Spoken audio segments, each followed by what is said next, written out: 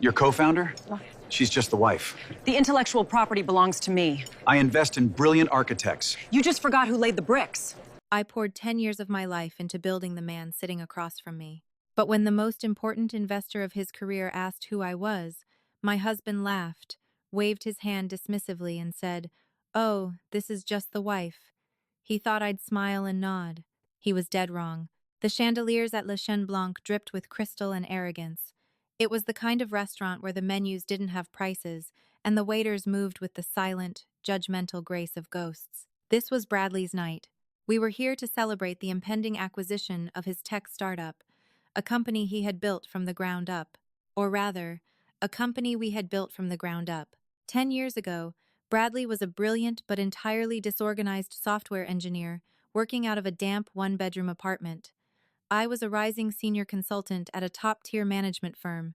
For a decade, I was his ghostwriter, his strategist, and his crisis manager. When his initial investors pulled out, I quietly cashed in my 401k to keep the servers running. When he didn't know how to pitch to venture capitalists, I stayed up until 3:00 a.m. rehearsing him, writing his cue cards, and restructuring his entire business model. I sacrificed my own promotions, eventually stepping back to a part-time remote role so I could manage his life, his schedule, and his stress. I was the invisible spine of his success, and tonight, that success was finally culminating in a $50 million buyout from a massive conglomerate led by Warren Gallagher. Bradley sat beside me, adjusting the cuffs of his bespoke Tom Ford suit, a suit I had picked up from the tailor just that afternoon. He was glowing with self-importance, checking his Rolex every 2 minutes. "They're late," Bradley muttered, tapping his polished leather shoe against the table leg. "They're the buyers, Brad," I said softly, sipping my sparkling water. "They're allowed to be 5 minutes late. Just remember to breathe. Stick to the talking points we went over this morning. Don't let Warren railroad you on the intellectual property clauses." Bradley sighed, a sharp, irritated sound. "Meredith, please. I know how to handle Warren. I don't need a boardroom lecture right now. Just smile, be charming, and let me handle the heavy lifting tonight, okay?" The patronizing tone was new. It had been creeping into his voice over the last 6 months, right around the time the startup's valuation skyrocketed. I swallowed the familiar lump of frustration in my throat and nodded. A moment later, the maitre d' escorted a group of 3 to our table. There was Warren Gallagher, a silver-haired titan of industry, his elegant wife Patricia, and a third man I hadn't anticipated. Bradley leapt to his feet, instantly transforming into the charismatic CEO. "Warren, Patricia, so glad you could make it." "Bradley, my boy," Warren boomed, shaking his hand vigorously. "Allow me to introduce Donovan Hayes. He's the lead silent partner on my end. He flew in from London just to meet the genius behind the software we're buying." Donovan was sharp-eyed, observing Bradley with a calm, analytical gaze.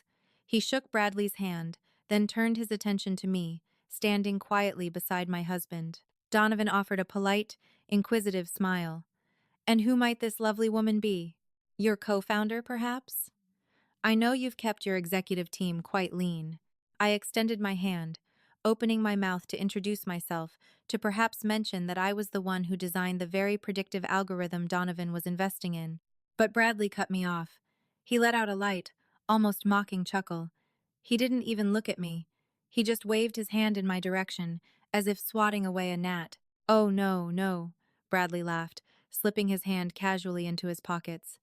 "Nothing like that. This is Meredith. She's just the wife. Just the wife." The words hung in the air, heavy and suffocating. The silence that followed lasted only a microsecond, but in my mind, it stretched into an eternity. Patricia's polite smile faltered slightly. Donovan's eyebrows twitched, a barely perceptible flicker of surprise, before he quickly masked it and shook my hand. "A pleasure to meet you, Meredith," Donovan said smoothly, though his eyes lingered on my face, searching for a reaction. "The pleasure is mine, Donovan," I replied. My voice was steady, perfectly modulated, betraying absolutely nothing. I took my seat as the men settled in. Underneath the heavy linen tablecloth, my hands were trembling. Just the wife, not my partner, not my rock, not even just my wife. The addition of the word just was a deliberate, casually cruel reduction of my entire existence. It was a verbal erasure of 10 years of my blood, sweat, and financial ruin. I looked at Bradley. He was already signaling the sommelier, entirely oblivious to the nuclear bomb he had just casually dropped on our marriage. He thought I was subdued, tamed. He thought I was just an accessory he had outgrown. He was about to find out exactly what just the wife was capable of. The first course arrived delicate scallops bathed in a saffron reduction. The conversation flowed easily among the men, a volley of corporate jargon, market projections, and back patting. I sat quietly, cutting my food into tiny, precise pieces, letting the reality of Bradley's betrayal wash over me. It wasn't just the introduction, it was the culmination of 1,000 tiny disrespects. The way he took the credit for the crisis PR campaign I ran when their data servers crashed last year, the way he had slowly stopped asking for my advice, instead relying entirely on his new, aggressively ambitious VP of Operations, Camilla. "So Bradley," Donovan said, dabbing his mouth with a napkin, "I have to admit, the valuation is steep. What really convinced Warren here was your presentation on the machine learning integration, the predictive models for user retention. It's brilliant. Where did you conceptualize the architecture for that?" Bradley didn't miss a beat. "Well, Donovan, it's all about seeing the gaps in the market. I spent a few sleepless nights mapping out the neural network pathways. I realized that if we pivot the data scrubbing process at the point of entry, we save 20% on server load. It just came to me." My fork paused halfway to my mouth. It just came to him. He was talking about the Apex protocol. The protocol I had designed on our kitchen island over a grueling 3-day weekend while Bradley was in Vegas for a networking event. I had drawn the flowcharts. I had written the operational briefs. I had literally handed him the binder and told him to read it before his pitch. Patricia leaned over to me, her voice a low, conspiratorial whisper. "These tech men," she murmured, rolling her eyes affectionately. "They get going, and we might as well be invisible. How do you handle it?" I turned to Patricia, offering a smile that didn't quite reach my eyes. "Oh, I manage, Patricia. You'd be surprised how much you can influence from the invisible margins." Donovan, possessing the sharp hearing of a born predator, caught my comment. He tilted his head. "Influence from the margins? That sounds like a strategist speaking, Meredith. Do you work in tech as well?" Bradley jumped in, his tone edged with nervous condescension.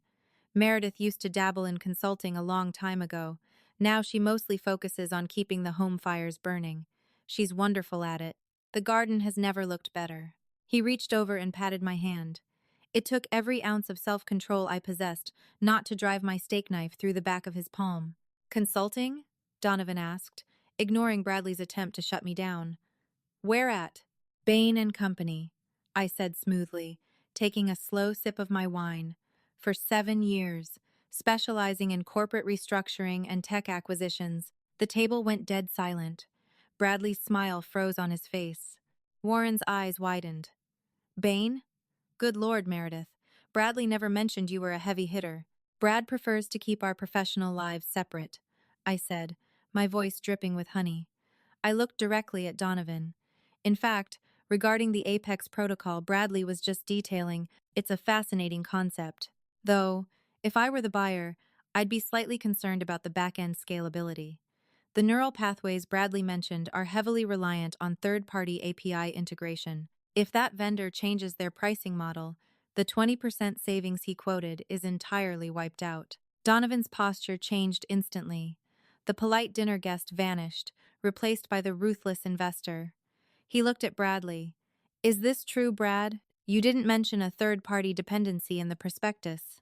Bradley swallowed hard, a bead of sweat forming at his hairline.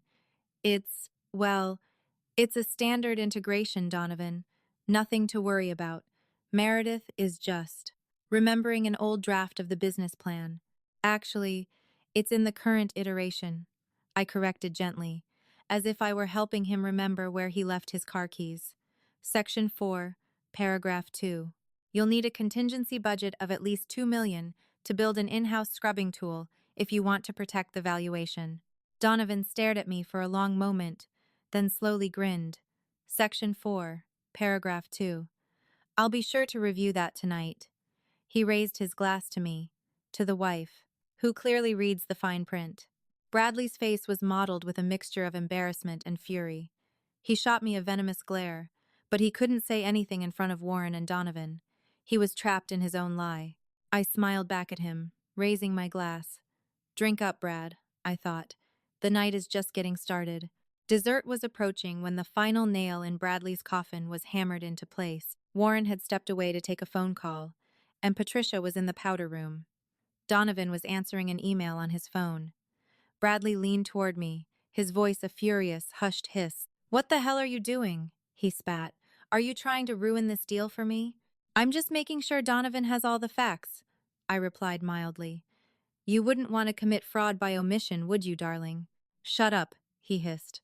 "Just sit there, and don't speak again until we are in the car. I mean it, Meredith."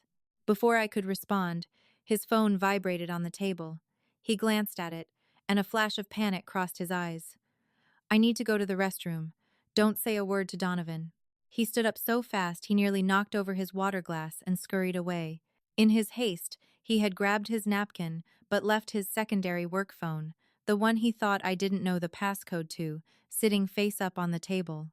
We had been married a long time. I knew Bradley used the same passcode for everything, the year his favorite football team won the Super Bowl. I glanced at Donovan, who was still deeply engrossed in his own device. Smoothly, I slid Bradley's phone toward me under the shadow of the breadbasket. I tapped in the code, 1999. The phone unlocked. I opened his messages. The most recent thread was from Camilla. My heart hammered against my ribs as I scrolled up, reading the exchange from earlier this afternoon. Camilla, "Are the papers ready?" Bradley, "Lawyer sent them over an hour ago. All set for tomorrow morning." Camilla, "And she doesn't suspect a thing?" Bradley, "Meredith? Please." "She's clueless. She thinks the buyout money is going into our joint account. Once the LLC restructuring is signed tomorrow, the payout goes directly to the offshore holding company. She won't see a dime of it." Camilla, "Good. I'm tired of waiting, Brad. I want you to myself. Get through this dinner with the boring wife, and then come over. I have champagne waiting." Bradley, "I'll ditch her as soon as we get home. Love you." I sat frozen, the blue light of the screen reflecting in my eyes. The restaurant around me seemed to fade into a dull hum. It wasn't just ego. It wasn't just him taking credit for my work. He was stealing my future. Because we had started the company before we were legally married, the LLC was solely in his name.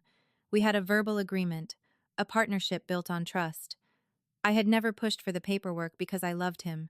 I trusted him. And now, he was using a legal loophole to funnel the $50 million acquisition money into a hidden account, leaving me with nothing but a 10-year hole in my resume and a broken marriage, while he ran off with his VP. A cold, absolute calm washed over me. It was a terrifying feeling. All the hurt, the shock, and the love I had left for this man instantly evaporated, leaving behind a sharp, icy clarity. I locked the phone and slid it exactly back to where he had left it. I didn't want to scream. I didn't want to throw my wine in his face. That was what a victim would do. That was what just the wife would do. I was Meredith. I was the architect of his entire existence. If I could build him, I could dismantle him, brick by brick. Bradley returned to the table, looking pale but composed. He slipped his phone into his pocket, completely unaware that his entire life was about to detonate. Warren returned to the table a moment later, clapping his hands together. "All right, excellent news. My board has greenlit the final figures. Bradley, if everything looks good on your end, we can sign the binding letter of intent right here, tonight." Donovan brought the paperwork. Donovan reached into his sleek leather briefcase and pulled out a thick manila envelope. He placed it in the center of the table. $50 million, Brad. Pending a final technical audit, of course. But assuming the code holds up to what you've promised, you're a very rich man. Bradley's eyes were practically glowing. Greed radiated from him like heat from a radiator. He reached for his silver fountain pen. "I guarantee you, gentlemen, the tech is flawless. I built it to be impenetrable." "Actually," I said, my voice cutting through the celebratory air like a scalpel. Everyone stopped. Bradley's pen froze inches from the paper. He turned to me, his eyes wide with a silent, frantic warning. "Actually," I repeated, standing up slowly from my chair, I smoothed down the front of my dress and looked directly at Warren. Before you sign that, Warren, there is something you need to know about the intellectual property you are about to purchase. Meredith, sit down, Bradley ordered, his voice cracking. The intellectual property, I continued, holding Warren's gaze, does not belong to Bradley. It belongs to me. I wrote every line of the Apex Protocol's core architecture, and I had it time-stamped, heavily encrypted, and copyrighted under my maiden name 3 years ago. The silence in the restaurant was absolute. I smiled down at my husband. You can't sell what you don't own, Brad. The silence that blanketed our table was so profound that I could hear the faint, melodic clinking of silverware from the kitchen down the hall. Bradley stared at me, the color draining from his face so rapidly he looked as though he might faint. His mouth opened and closed like a dying fish, but no sound came out. He looked to Warren, then to Donovan, and finally back to me, a frantic, desperate laugh bubbling up from his throat. She's joking, Bradley stammered, his voice an octave higher than usual. He reached out to grab my wrist, but I pulled it back, out of his reach. Meredith has a terrible sense of humor. She's had a bit too much wine, gentlemen. Please ignore her. I have had exactly half a glass of San Pellegrino, I said, my voice steady and cold. I did not break eye contact with Warren Gallagher. And I assure you, Warren, I have never been more serious in my life. Warren lowered his hands onto the table, interlacing his fingers. The jovial, grandfatherly billionaire was gone. In his place sat a ruthless conglomerate CEO who had just been told he was about to buy a stolen car. He turned his heavy gaze to my husband. Bradley, Warren said, his tone dangerously soft. Is she telling the truth? No. God, no, Warren, of course not. Bradley's panic was escalating into a full-blown meltdown. Sweat was now visibly dripping down his temples, ruining his perfectly styled hair. I built this company. I wrote the code. She doesn't even know Python from Java. She's just my wife. She's having some sort of episode. Donovan Hayes, who had been sitting back in his chair observing the spectacle with the detached fascination of a scientist watching a rat in a maze, finally leaned forward. Meredith, Donovan said, his sharp eyes locking onto mine. That is a very severe accusation to make at the 11th hour of a $50 million acquisition. If you hold the copyright to the core architecture, you must have proof. Of course I do, I replied calmly. I reached down into my black leather tote bag on the floor. Bradley watched me, his eyes wide with a mixture of terror and disbelief. I pulled out a sleek, black iPad Pro. I woke the screen, tapped in my passcode, and opened a file directory I had prepared months ago just in case Bradley ever tried to push me out of the company. I hadn't anticipated the offshore account or Camilla, but my corporate paranoia had saved my life. I slid the iPad across the white linen tablecloth, positioning it directly between Warren and Donovan. That is a certified digital copy of the U.S. Copyright Office registration, I explained, pointing to the screen. Filed 3 years ago, under my maiden name, Meredith Foster. It includes a complete, time-stamped repository of the original source code, the flowcharts, and the algorithmic models for the Apex protocol. Furthermore, if you swipe to the next document, you'll find the forensic metadata proving that those files were authored on my personal machine, locked under my biometric ID, a full 6 months before Bradley's LLC was even incorporated. Donovan picked up the tablet, swiping through the documents with lightning speed. His eyes darted back and forth across the screen, absorbing the legal jargon and the technical specifications.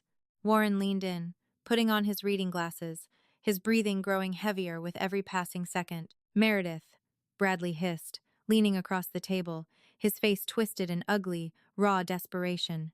What the hell are you doing? Stop this right now. We can talk about this at home. There is no home, Brad, I said softly, looking at the man I had spent a decade building. Not anymore.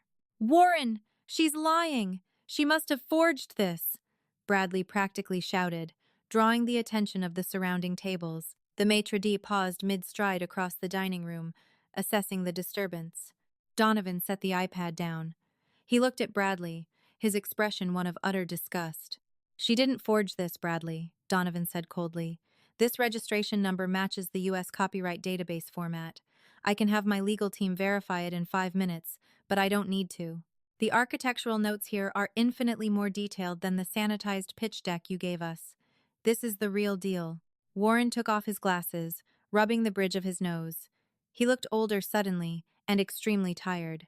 Bradley, you were about to let me sign a binding letter of intent for intellectual property you do not own.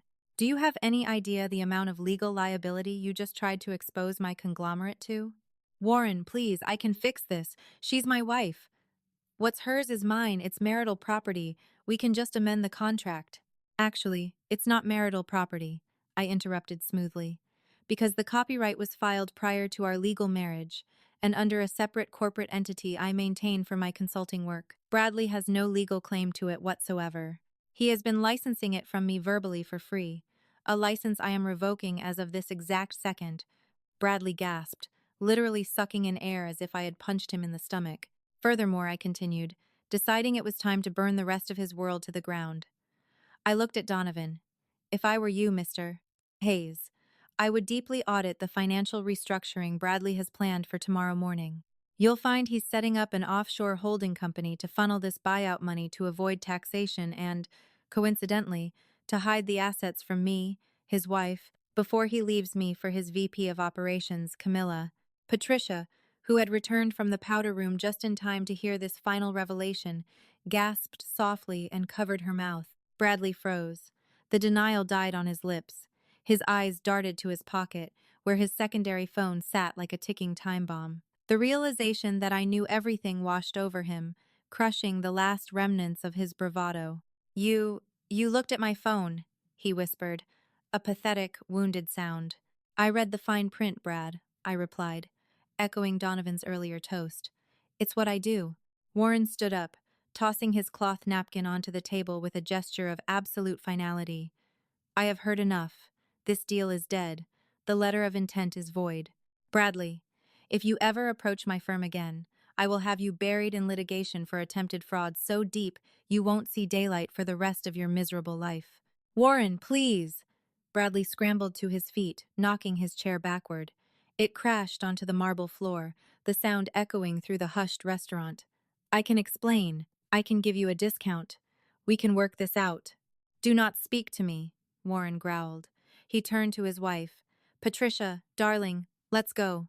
As Warren and Patricia swept out of the restaurant, Donovan remained seated for a moment longer. He picked up his briefcase, calmly sliding the unsigned letter of intent back inside, snapping the brass locks shut. He then stood up, buttoning his suit jacket. He didn't look at Bradley. He looked at me. Meredith Foster, Donovan said, testing the sound of my maiden name.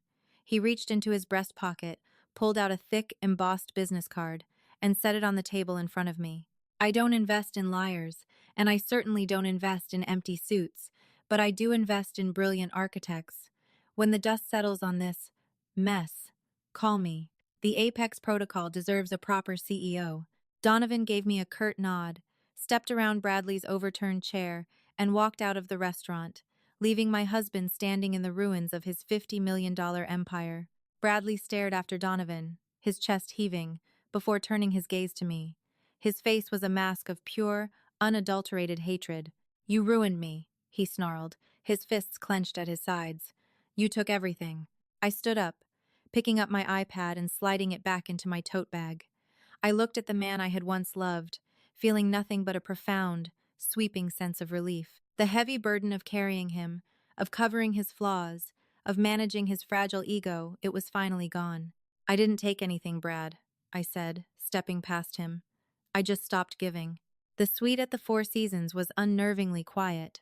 There was no pacing, no frantic typing, no Bradley complaining about the incompetence of his junior staff while I rubbed his shoulders. There was only the low, steady hum of the city traffic 20 stories below, and the sharp, bitter taste of hotel room coffee.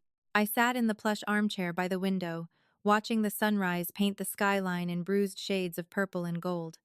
I had kept my phone on airplane mode since leaving Le Chien Blanc. I needed the silence. I needed to mourn the decade I had spent watering a dead plant. But as the sun crested the horizon, the mourning period officially ended. It was time to harvest. I disabled airplane mode. The screen immediately froze as a tidal wave of notifications flooded the processor. 87 missed calls. Bradley. 14. Text messages. Bradley's corporate attorney. 5 voicemails. A mix of Bradley and an unknown number. I ignored the texts and tapped on the voicemails. The first 3 were Bradley, his tone shifting wildly from aggressive demands to tearful, pathetic begging. I deleted them halfway through. The 4th voicemail, however, was from the unknown number. I pressed play. Meredith, it's Camilla. The voice was tight, breathless, and laced with absolute panic. Brad told me what you did at the dinner. You need to call me back. You can't just lock up the IP. My entire equity package was contingent on the Gallagher buyout. We are supposed to sign the restructuring today. You are ruining my life. Call me. I let out a short, hollow laugh. The sheer audacity of the woman who had been planning to drink champagne with my husband while funneling my rightful millions into an offshore account was staggering. She wasn't calling to apologize. She was calling because the bank vault she had been trying to rob had suddenly changed its locks. I deleted her voicemail, too. Then, I dialed the only number that mattered. Gordon, I said when my attorney picked up on the second ring. Good morning, Meredith, Gordon replied, his voice a gravelly rumble of pure legal malice. I take it the dinner did not end with a toast? It ended with a cremation, I stated flatly. Execute the injunction. I want the cease and desist formally served to Bradley's corporate headquarters by 9 a.m. Shut down their access to the Apex protocol. Consider it done, Gordon said. Are you prepared for the fallout? The moment we pull this trigger, his servers will go dark. Their entire client database will hit an unresolvable error wall. He will be legally barred from running a single line of your code. I'm counting on it, I replied. By 10:15 a.m., the house of cards began to collapse with breathtaking speed. I sat in the lobby of a high-end coffee shop downtown, watching the chaos unfold via industry news alerts on my tablet. Because the Apex protocol was the foundational engine for Bradley's software, removing it didn't just cripple the company, it paralyzed it completely. My phone rang. This time, I answered. It was Simon, Bradley's lead back-end developer, and secretly, a kid I had mentored for the last 3 years, whenever Bradley's leadership drove him to the brink of quitting. Meredith, what the hell is happening? Simon whispered, sounding like he was hiding in a supply closet. The servers are down. Legal just rushed the floor and told everyone to stop typing. Brad is screaming so loud in his office, I think he's going to burst a blood vessel, and Camilla just packed her desk into a cardboard box and ran out the fire exit. Hello, Simon, I said warmly. Take a breath. Are you still at the office? Yes, we don't know what to do. I need you to leave, I instructed. Gather the core engineering team, just the 4 seniors. Meet me at the co-working space on 5th Avenue in 30 minutes. Don't tell Bradley. Meredith, we could lose our jobs. Simon, your job's evaporated at 9 a.m. today, I told him, injecting iron into my voice. Meet me in 30 minutes, and I will give you a career. When Simon and the 3 other senior engineers arrived at the rented glass conference room, they looked like refugees from a corporate war zone. I didn't waste time. I pulled out my tablet and displayed a fresh, legally binding term sheet. Here is the reality, I told them, leaning forward. Bradley's company is dead. He does not own the core IP. I do. And last night, after Bradley immolated his own buyout, Donovan Hayes handed me his business card. The engineers stared at me in stunned silence. I met with Donovan at 7 a.m. this morning, I continued. He has agreed to lead a seed funding round for a new, independent venture. We are taking the Apex protocol and building it into a standalone, enterprise-level SaaS platform. The company is called Apex Dynamics. I am the CEO. I slid 4 polished folders across the table. Inside, you will find your offer letters, a 20% bump from your current base salary, comprehensive benefits, and most importantly, founder-level equity. But this offer expires the moment you walk out that door. You can go back to Bradley's sinking ship, or you can stay here and build the kingdom with the person who actually drew the blueprints. Simon opened his folder. He looked at the numbers, then looked up at me. A slow, massive grin spread across his face. He reached into his pocket, pulled out his company ID badge for Bradley's startup, and tossed it into the trash can in the corner.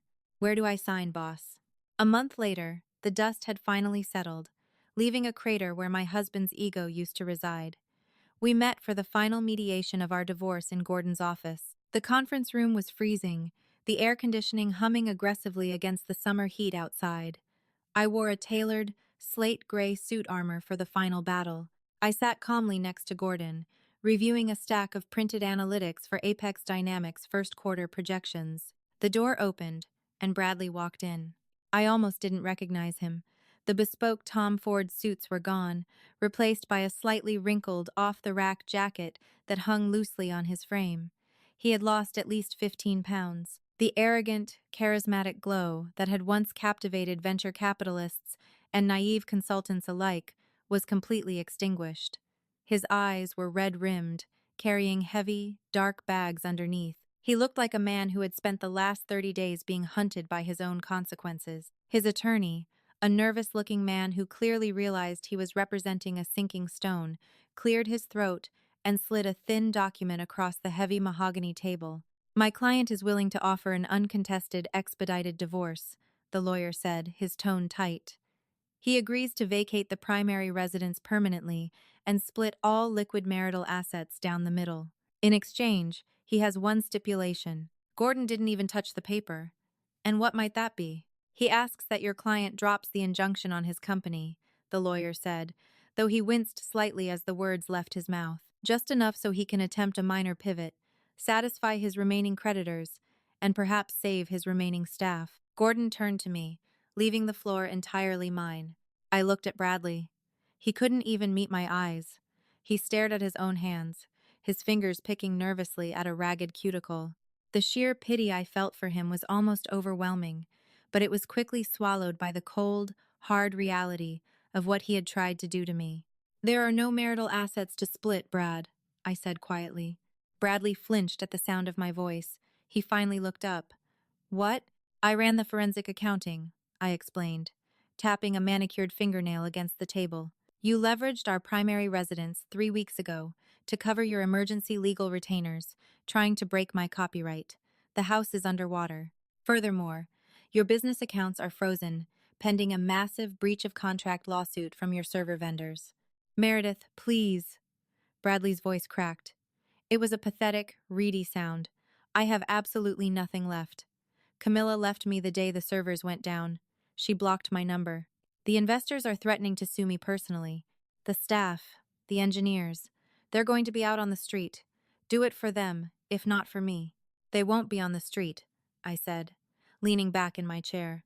Bradley blinked, utterly confused. "What do you mean?" I reached into my leather briefcase and pulled out a glossy, perfectly bound prospectus, dropping it onto the center of the table. Emblazoned on the front was the sleek, modern logo for Apex Dynamics. "I hired your core engineering team 4 weeks ago," I told him, watching the realization dawn on his face in agonizing slow motion. "Simon and the team have been working directly under me. We close our Series A funding with Donovan Hayes tomorrow." Bradley stared at the prospectus. The name Donovan Hayes practically burned a hole through his retinas. His mouth opened, but his lungs seemed incapable of drawing breath. "You," Bradley gasped, clutching the edge of the table to steady himself. "You poached my entire team? You stole my company?" "It was never your company, Brad," I said. My voice wasn't angry. It was empty of malice, empty of sorrow, empty of anything resembling the wife he had taken for granted. It was merely a statement of absolute, irrefutable fact. It was my company. You were just the mascot. And the mascot has been retired.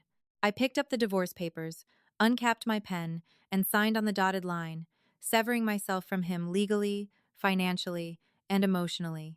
I pushed the papers back across the table. As I stood up to leave, gathering my files, Bradley spoke one last time. "Meredith," he whispered.